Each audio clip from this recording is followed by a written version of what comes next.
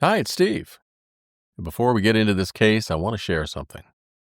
This story has been rattling around in my head for weeks, not because of what happened. We cover plenty of dark material on this show, but it's because I genuinely cannot wrap my mind around the why. Our predator today did something monstrous, no doubt. But by every account, from court documents, from the people who knew her, she was also genuinely wonderful, friendly, and generous. The kind of person you'd be happy to see at work or on a hiking trail. So, which was she? Did something break inside of her? Did she snap? Or was the smiling face always a mask hiding something darker? I don't know. And after spending weeks with these case files, I'm not sure anyone does. And here's what keeps me up at night. How would you ever know? The person in the next cubicle could be the monster, the friendly neighbor who waves every morning. They could be wonderful, or they could be a murder-for-hire customer. You wouldn't know, would you? Yeah, I'd love to hear your thoughts on this show. If you're on the email list, just reply to any email. I read every response. Now, let's get into it.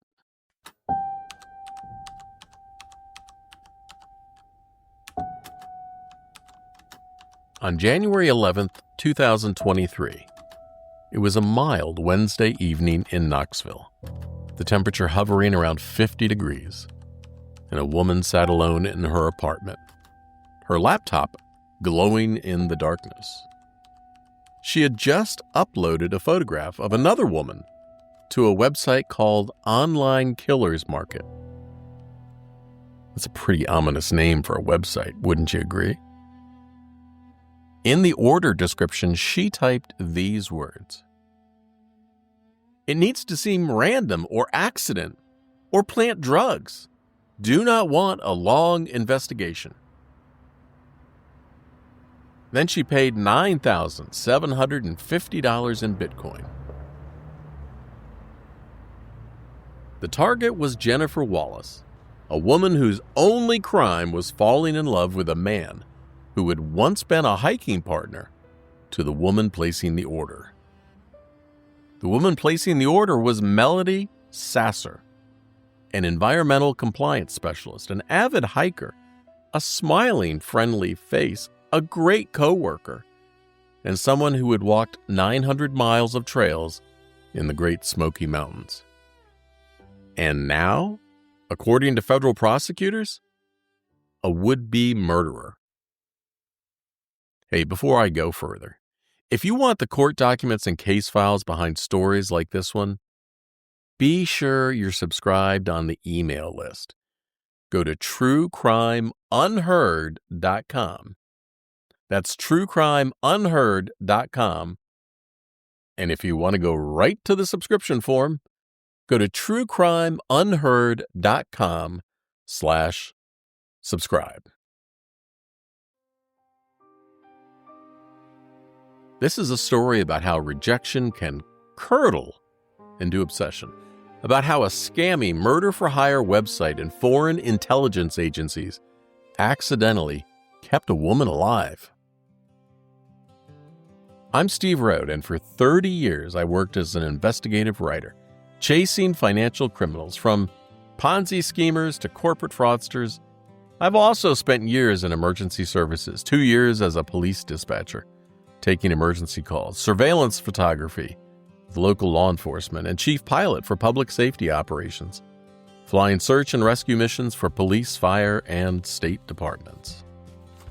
Now, this case comes from court documents filed in the Eastern District of Tennessee, the Department of Justice press releases, and Homeland Security investigation records. Every fact is attributed to these sources. Where I'm speculating or reconstructing, I'll tell you. The story begins not with a crime, but with a connection. The kind you find on dating apps, and the kind that sometimes leads to love, and sometimes leads to somewhere much, much darker.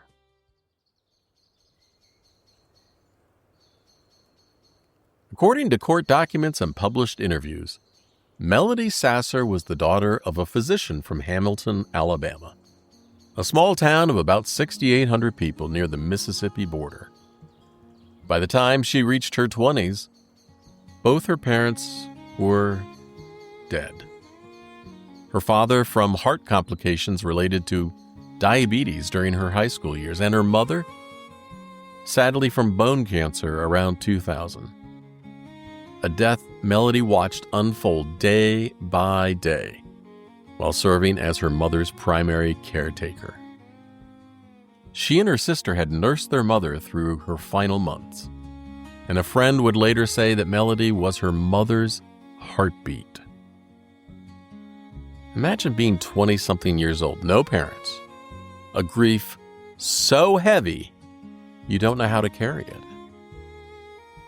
After college at the University of Tennessee, Knoxville, Sasser built a quiet, methodical life. She earned a degree in environmental science. You know, the kind of degree that leads to steady, anonymous work. She got a job as an environmental compliance specialist at Pilot Flying J, the truck stop company headquartered in Knoxville. And working from their corporate campus on Lonis Drive in West Knoxville, she drove to work in her Hyundai Santa Fe, kept Pekingese dogs for company, and got married, and then divorced, the details of which have never been made public.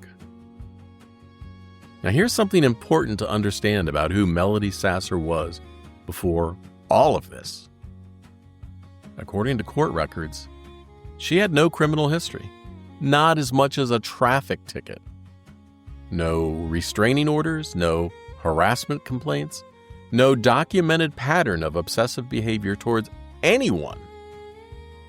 The friends and hiking partners who would later be interviewed described her as a friendly and upbeat, sunshiny woman who volunteered at assisted living facilities and worked with the United Way. According to her friends, evenings often meant a small apartment, 2 dogs, and the glow of a laptop screen. Now, it's not hard to imagine that for Melody, the mountains felt more like home than anywhere with 4 walls. And somewhere in the middle of all that loss, all that quiet survival, she found the mountains.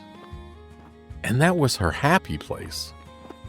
The Great Smoky Mountains National Park has over 900 miles of trails, 150 official routes winding through some of the most visited wilderness in America. According to hiking club records and social media posts, Melody Sasser walked every single one of them. In July 2022, she achieved something most hikers never attempt: membership in the 900 Miler Club. The recognition goes to those who complete all 150 trails in the park. And her social media is filled with photographs of mountain vistas and waterfalls. And fellow hikers described her as friendly and upbeat. But the mountains gave her something else. Something she hadn't had since her mother died. Community. And in 2020, on a dating app called Match.com, she found what looked like something more.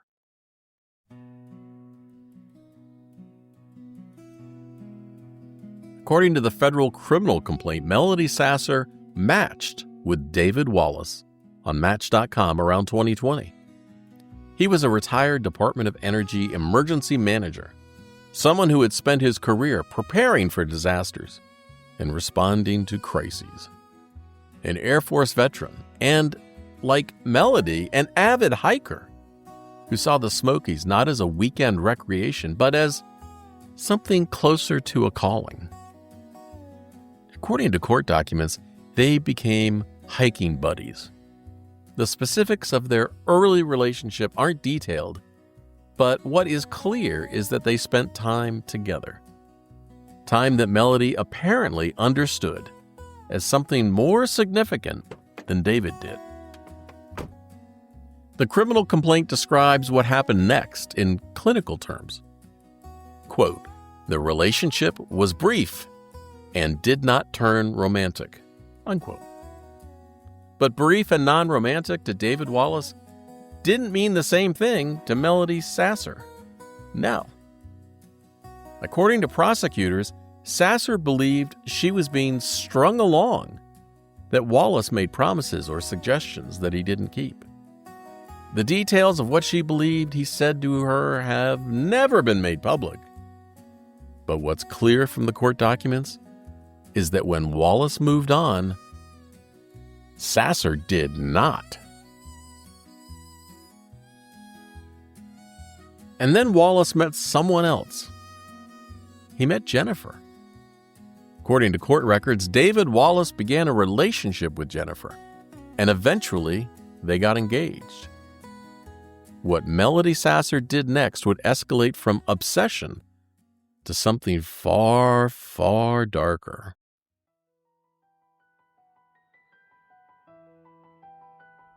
In the fall of 2022, according to court documents, Melody Sasser got in her Hyundai Santa Fe and drove 5 hours on the interstate, west on I-40 through the Tennessee River corridor, past Chattanooga. You know that winding stretch where the highway cuts between the river and the bluffs, where 18-wheelers crowd the lanes? And then south on I-59 into Alabama, through the rolling red clay hills and pine forest. And then through Birmingham's sprawl, past the iron skeletons of old furnaces, then south on I-65 through gentle farmland until exit 181. 320 miles from Knoxville to Prattville, Alabama. Now, Prattville is a place worth visiting. They call it the Fountain City, not for decorative fountains, but for the artesian wells that bubble up throughout the town. Their fresh water drawing crowds who fill plastic jugs at tin-roofed well sheds. It's a New England-style mill town transplanted to the deep South and founded in 1839 by a cotton gin industrialist from New Hampshire who built his factory along the creek.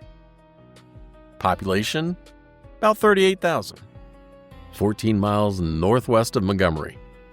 Quiet residential suburb surrounding a historic downtown of converted cotton warehouses and brick storefronts. Quite honestly, it's the kind of place where people wave at strangers and where neighbors notice unfamiliar cars.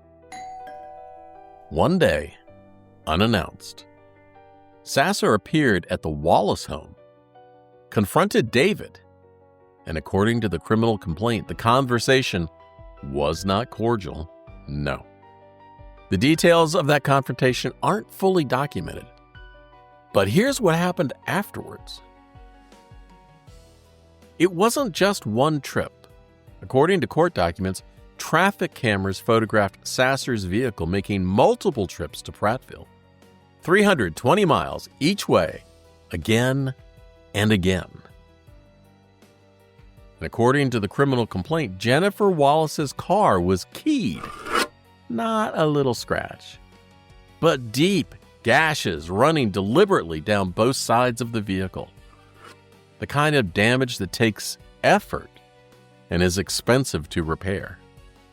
And it communicates something far beyond just irritation and idle anger. Then came the phone calls. According to court documents, Jennifer began receiving threatening calls from disguised voices.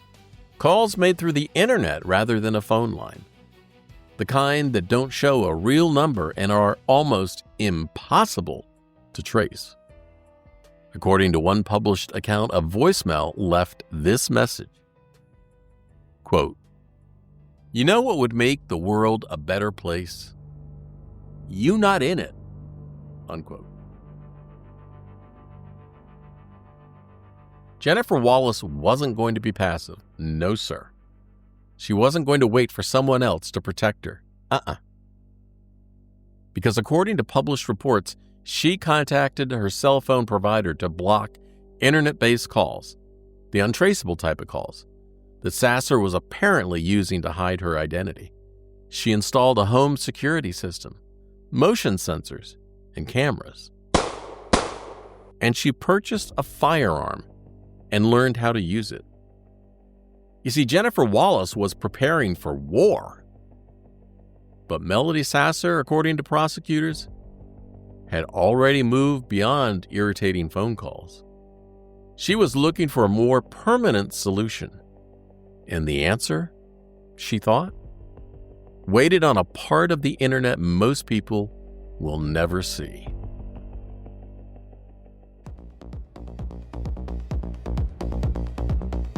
The dark web. Maybe you've heard about it, but most people never see it. But somehow Melody Sasser found her way there. According to the federal affidavit filed by Homeland Security investigators, Special Agent Gregory Martin, Sasser accessed a dark web platform called Online Killers Market, or OKM.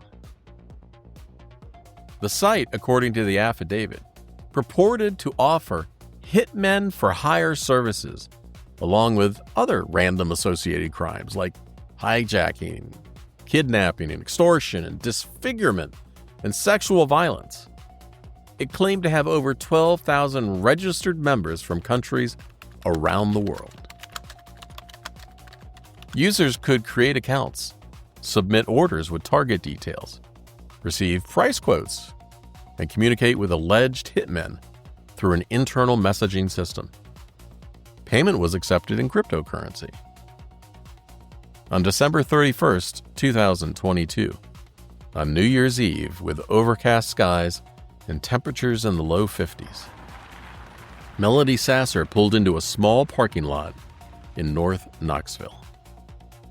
According to cryptocurrency records subpoenaed from CoinHub, the Bitcoin ATM was located in the 37918 zip code, North Broadway, in the Fountain City area, a place called Time Out Deli and Market.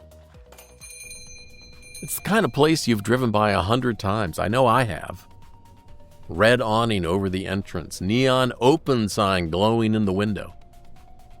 One of those small asphalt lots with the faded yellow parking stripes. The smell of grilled sandwiches and hot coffee drifting from the counter inside. And also inside, past the shelves of snacks and hair care products, was a Bitcoin ATM standing next to a regular bank machine. It's a tall black kiosk with a glowing screen. Looks kind of anonymous and unremarkable. It's honestly the kind of thing that most customers walk right past on their way to buy lottery tickets or grab some snack or lunch.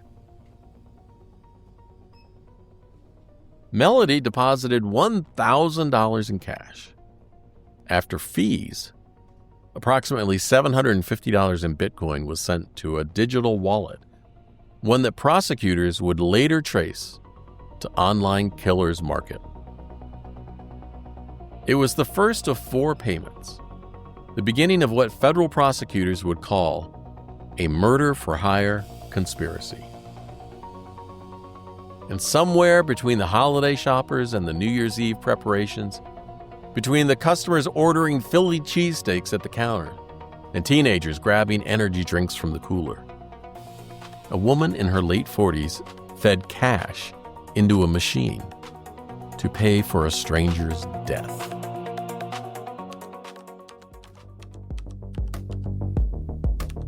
According to screenshots preserved by foreign law enforcement and detailed in the federal affidavit, on January 11th, 2023, a user named Cattree placed an order on Online Killers Market.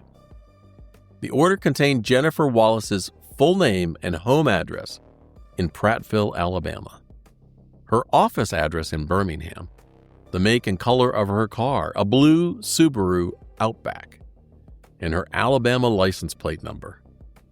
Oh, and also her husband's vehicle, a maroon Jeep Grand Cherokee. And instructions. According to court documents, Sasser wrote, quote, "It needs to seem random or accident, or plant drugs. Do not want a long investigation," unquote. She noted that Jennifer worked from home some days and from her Birmingham office on others, and that when she worked in the office, she worked late. And then this detail. According to the federal affidavit, they have 3 dogs that bark and jump, but they're nice dogs. She was giving the hitman advice on how to approach the house. The price? $9,750 in Bitcoin. It was approximately 0.42 Bitcoin at the time. She should have saved her money. Payment was submitted, the order was confirmed. And then Melody Sasser waited.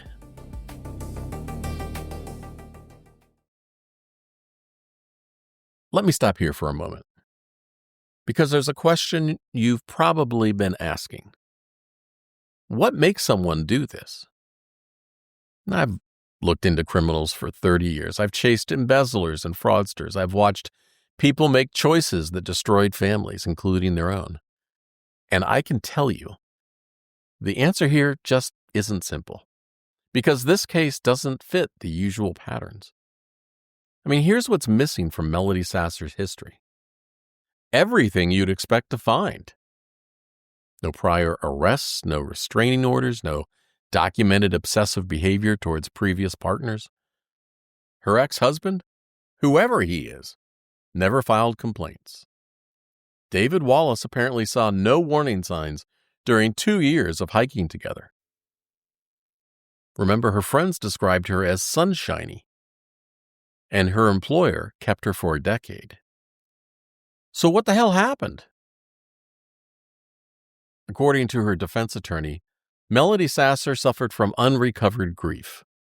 Both parents dead before she turned 30, a divorce, and then the loss of what she believed was a relationship, even though, according to court documents, David Wallace just never saw it that way.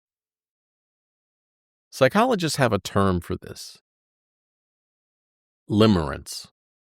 It's an involuntary obsessive attachment to someone. The highs and lows of perceived reciprocation become overwhelming. And when rejection comes, it doesn't feel like disappointment. It feels like annihilation. But here's what makes this case so unsettling. Research on murder-for-hire solicitors shows they're typically driven by anger and entitlement, a belief that they deserve to get what they want, no matter what the cost to others. They use psychological distancing. Hiring someone else lets them avoid feeling responsible. So, which was Melody Sasser? Was she a predator who hid her true nature for 47 years? Or a victim of her own undiagnosed psychology, which drifted into something monstrous?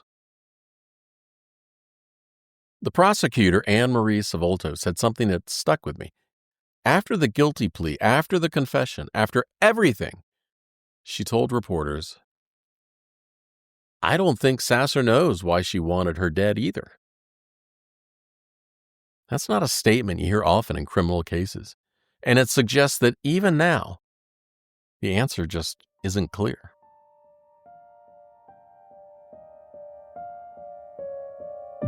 According to court documents, after placing her order, Melody Sasser didn't just wait passively. She monitored her target. The Wallaces used fitness tracking apps connected to Garmin watches. Their workouts were visible on Strava, a social platform for athletes. And according to the federal affidavit, Sasser tracked Jennifer's movements through this data. She knew when Jennifer worked from home.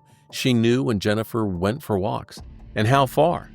She knew the patterns of Jennifer Wallace's life with an intimacy that should have belonged only to her family.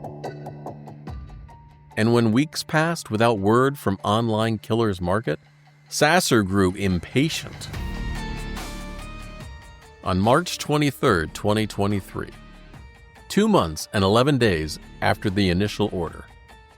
Sasser messaged the site administrators. According to the affidavit, she wrote, quote, "I have waited for 2 months and 11 days and the job is not completed. 2 weeks ago, you said it had been worked on and would be done in a week. The job is still not done. Does it need to be assigned to someone else? Will it be done? What is the delay? When will it be done?" Unquote. The administrator responded that the assigned hitman had failed to act. He said, quote, "He felt like it was too risky for him to do it," unquote. On March 28th, according to court documents, Sasser sent a message that would become key evidence. She provided real-time intelligence on her target. She said, quote, "Yesterday she worked from home and went for a 2-mile walk by herself. Assigned to another that can complete the job," unquote. And here's what makes this case so damn difficult to understand. During this same period, March and April 2023, while the murder order was active, while she was tracking Jennifer Wallace's movements, while she was complaining about delays, Melody Sasser was still living her happy public life. And her Facebook profile tells the story. In April 2023, she posted a photo of herself standing on a beautiful mountain overlook. The blue hazed ridges of the Smokies stretching to the horizon behind her. She's wearing hiking gear. She's smiling. I mean, not a posed smile, but what looks like to be a totally genuine and happy one.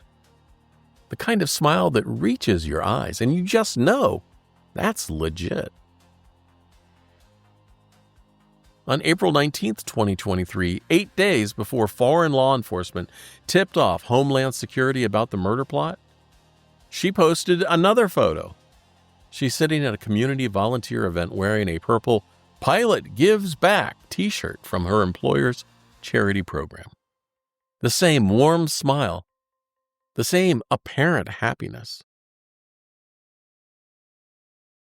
You look at those photos as I have looked at them, and you see a woman who appears genuinely content. Not someone performing happiness, not someone masking inner turmoil, someone who looks by every visible measure like she's living a good life. And yet, while those photos were being taken and posted, a murder contract was active. Jennifer Wallace's address and photographs were sitting on a dark web server, and Sasser was checking her Strava. She was waiting for news that this woman was dead. How do you reconcile those two realities? How does a person smile like that? I mean, really smile from the heart while waiting for a murder to be completed? I don't honestly know. But that uncertainty is what makes this case stay with you.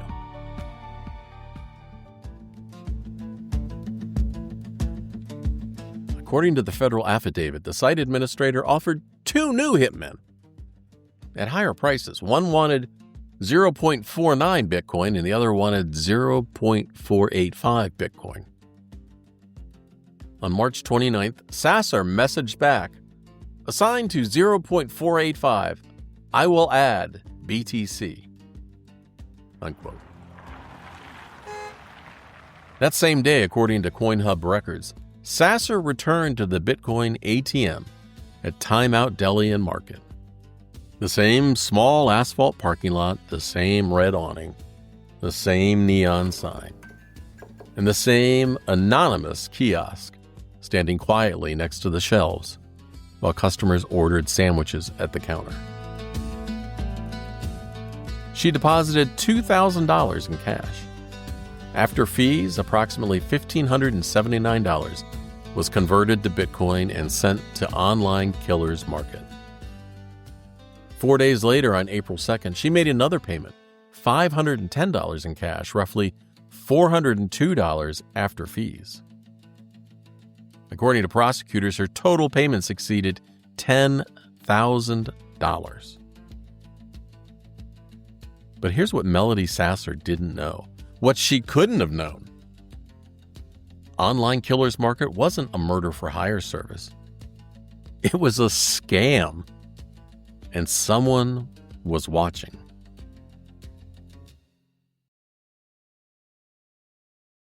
I need to pause here because this part of the story reveals something most people don't know about the dark web. And it's important. So listen carefully and lean in. According to researchers who study these things, virtually every dark web hitman site is just an outright scam. The same researchers found that in one 18-month period, over 100 people tried to buy murders through these platforms, not realizing that the operators had no intention of killing anyone. They just wanted the money.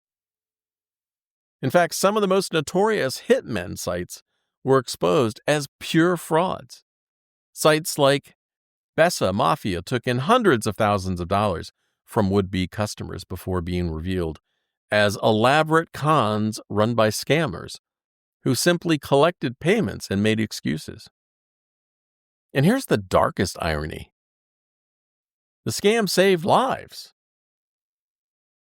A Connecticut nurse paid $60,000 to have 3 people killed, including a colleague who had filed a complaint. None of the murders were ever attempted. The site that was used was a scam.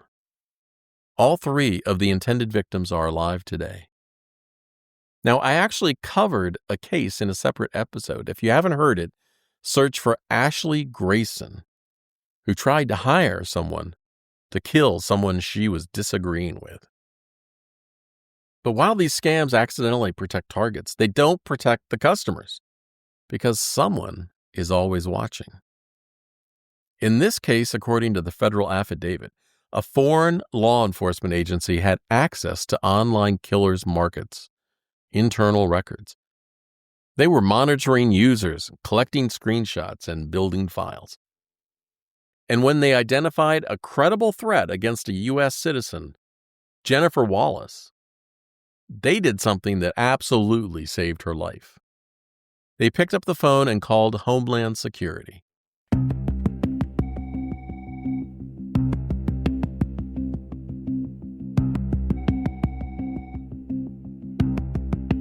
On April 27, 2023, according to the federal affidavit, Homeland Security investigators received a tip from a foreign law enforcement agency.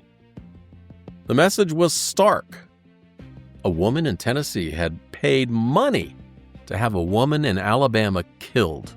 The order was active, and the target's name was Jennifer Wallace. Special Agent Gregory Martin worked out of the Knoxville office, and he began an investigation. The foreign agency provided everything they had: screenshots of the order, cryptocurrency transaction records, the target's details, and the buyer's username. Remember Cattree? Now came the work of connecting a dark web alias to a real person. According to the affidavit, investigators subpoenaed records from the Bitcoin ATM. The records showed everything.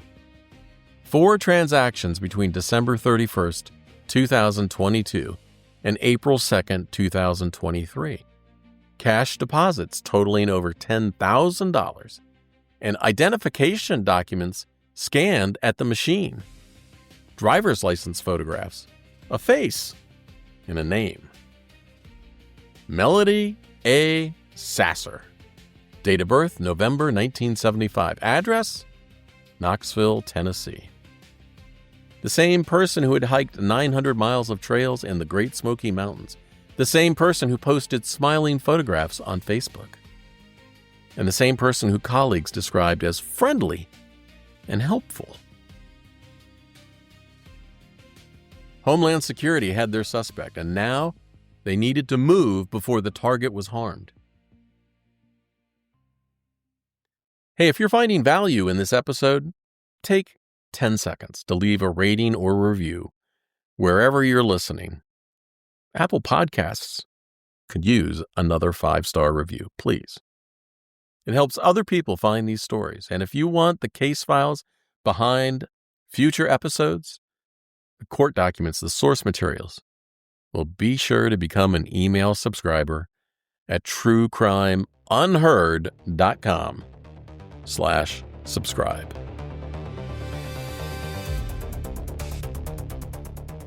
On May 18th, 2023, a Thursday, a comfortable day, mid-70s, the kind of pleasant late spring morning when azaleas bloom across Knoxville. Federal agents arrived at Melody Sasser's apartment.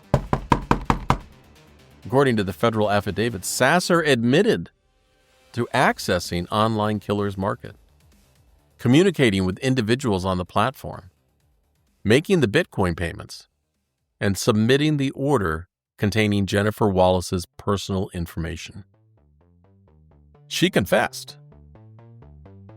According to court records, she told investigators that she was angry at Jennifer Wallace because Jennifer had married the man she was supposed to be with. She admitted she had been communicating with the site for months. She acknowledged providing surveillance information and the target's movements. Investigators seized Sasser's laptop, her cell phone, financial records that would later confirm every payment, every message, and every piece of the puzzle. This was no longer a mystery. According to the Homeland Security affidavit, Sasser said something else during that interview, something that suggests even she didn't fully understand what she had done. She said she didn't think they would actually do it.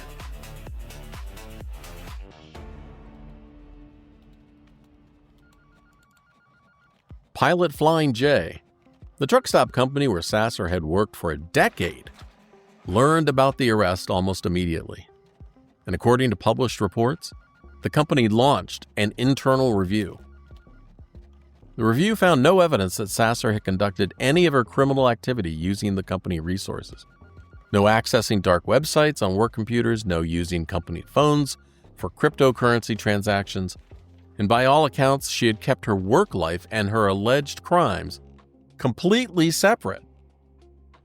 And according to company statements, Sasser's employment was terminated following the arrest. The company cooperated fully with federal investigators. Here's what strikes me about this detail. For 10 years, Melody Sasser sat in meetings filled with compliance reports, participated in company volunteer events, the ones she posted photos from on Facebook. Her colleagues saw her every day, and they apparently liked her. And yet none of them knew the secret.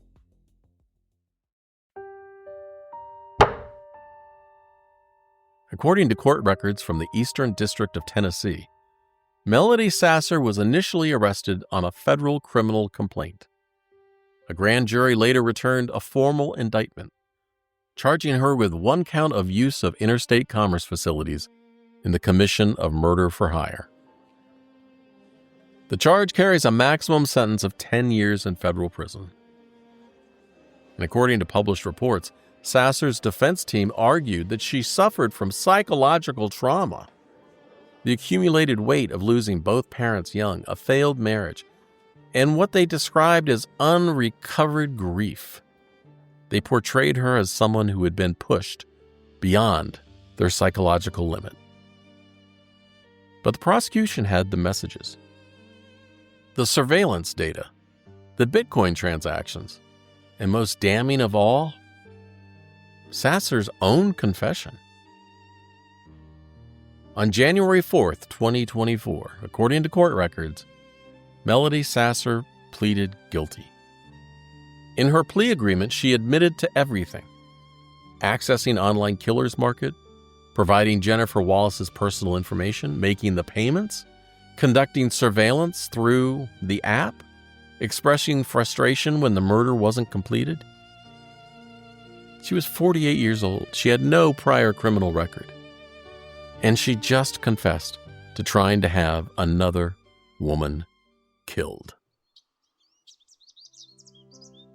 Jennifer Wallace survived. According to published reports, she never stopped living her life during the months when a murder contract was active against her. I mean, think about that for a moment. From January to May 2023, Jennifer Wallace went to work, walked her dogs. You know, the 3 dogs that bark and jump, but they're nice. She wore her fitness tracker. She went for 2-mile walks that Melody Sasser was monitoring from 300 miles away. She knew something was wrong. She had received the threats. She had the security cameras, and she had the gun. But she didn't hide. According to court documents, Jennifer Wallace provided a victim impact statement for sentencing. The contents of that statement have not been made public, but prosecutors noted that the experience caused significant psychological harm. Being hunted, even by a hitman who was never real, leaves marks that don't show.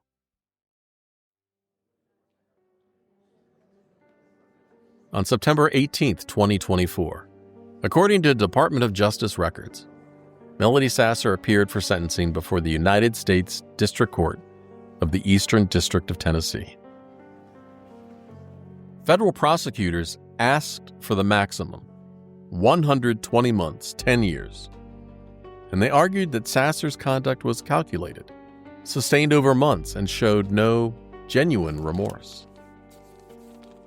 The defense asked for mercy. They pointed to her lack of criminal history, her psychological struggles, and what they characterized as genuine regret. According to court documents, Sasser made a statement at sentencing. She said she was sorry. She said she didn't fully understand why she had done what she did, and she expressed what her attorneys described as remorse. The judge sentenced Melody Sasser to 100 months in federal prison, 8 years and 4 months, just under the maximum. She was also ordered to pay about $5,400 in restitution. According to the Bureau of Prison Records, Sasser is currently incarcerated at FCI Tallahassee, a low-security federal prison in Florida, and her projected release date is February 19th, 2030.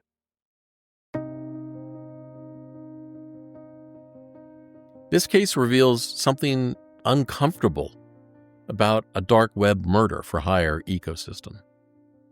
According to researchers who study these platforms, the scam nature of these sites creates a strange paradox. The targets are protected because no one is actually trying to kill them. But the would-be buyers are still fully committed. They still provided real names, real addresses, real surveillance data. They still transferred real money with the genuine belief that they were paying for murder.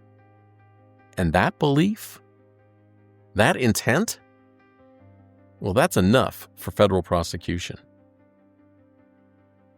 The foreign law enforcement agency that tipped off Homeland Security may have saved Jennifer Wallace's life, even though the murder was never really going to happen.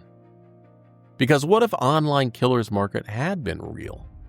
What if the next site Sasser actually tried to reach had connections to people willing to kill? The scam caught her before she could find someone who would do the job.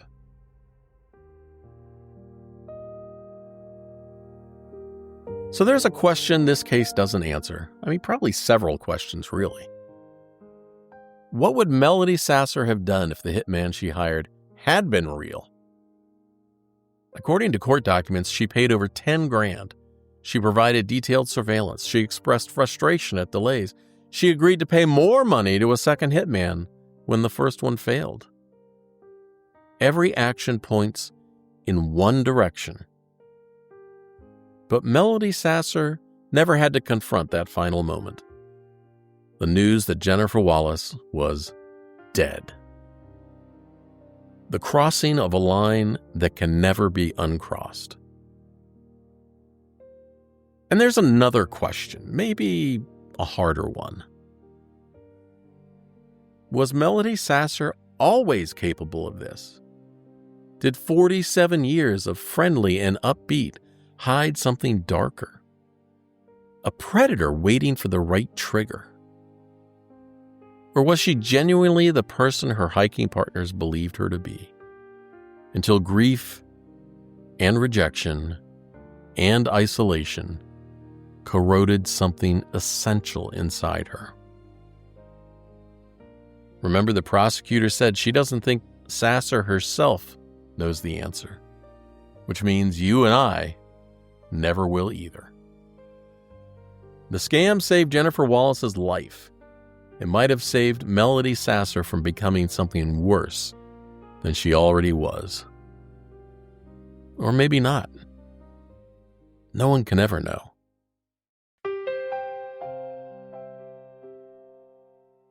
Melody Sasser is 48 years old. She'll be in her mid-50s when she's released from federal prison. The trails in the Great Smoky Mountains will still be there. The 900 miles she walked before all of this happened. And the photographs on social media of a woman who looked happy, who looked at peace, and who looked like someone you might pass on a switchback with a smile. 230 miles to the southwest, Jennifer Wallace is living the life Melody Sasser tried to end. She's walking her own trails. She's coming home to her husband. Melody believed should have been hers. I keep coming back to those April 2023 photographs. The hiking photo on the mountain and the volunteer event in a purple company shirt. The genuine smiles in both. Those photos weren't taken by someone pretending to be happy. They were taken by someone who appeared to actually be happy, while a murder contract sat active on a dark web server, while Jennifer Wallace went about her life not knowing someone was tracking her every walk and waiting for news of her death. This case is a reminder that the people who try to buy murder aren't always the one you'd expect. They're environmental compliance specialists, and they're members of hiking clubs. They're people who lost too much too young and never learned how to carry the weight. Or maybe there's something else entirely. Maybe the sunshiny woman was always a mask, and maybe some people are better at hiding what they are than others are at seeing it. Or maybe, and this is the possibility, the hardest to sit with, maybe both things were true at once. Maybe she was really happy on that mountain, and maybe she really did enjoy volunteering at the community event. And maybe at the same time, she was capable of coldly orchestrating a stranger's death. It doesn't excuse what she did. It doesn't diminish the terror Jennifer Wallace experienced. But it leaves us with a question that has no comfortable answer. How does a person hold those two realities inside themselves at the same time? How do you smile? I mean, really smile, while waiting impatiently for a murder? The prosecutor said she doesn't think Sasser herself knows why she wanted Jennifer dead. And maybe she doesn't know the answer to this question either. And so maybe none of us can. If you want to receive detailed case files for future episodes, court documents, and source materials, be sure to subscribe at truecrimeunheard.com. You can also find me on Facebook, Substack, Instagram, and YouTube. Just search True Crime Unheard. And if this episode hit you the way it hit me, take 10 seconds and leave a rating or review wherever you're listening right now. It helps other people find these stories.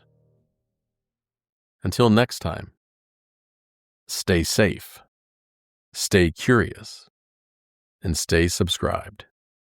I'm Steve Rode, and this has been True Crime Cases You Haven't Heard.